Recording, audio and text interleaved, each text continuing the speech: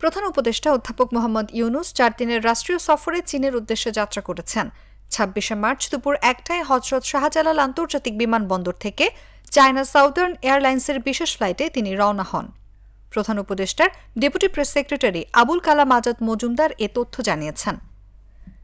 এর আগে প্রধান উপদেষ্টার প্রেস সচিব শফিকুল আলম প্রেস ব্রিফিংয়ে জানিয়েছিলেন, প্রধান উপদেষ্টার এ সফর অত্যন্ত গুরুত্বপূর্ণ।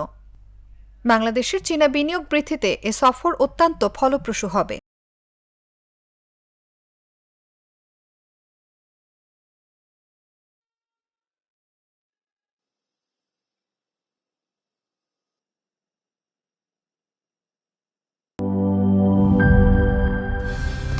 কালার এক্সপার্ট, জর্জ স্যাপ এবং মাইল্ড অন হ্যান্ডস টেকনোলজি সমৃদ্ধ অরিক্স ক্রিস্টাল ওয়াশ আপনার লন্ড্রি এক্সপার্ট।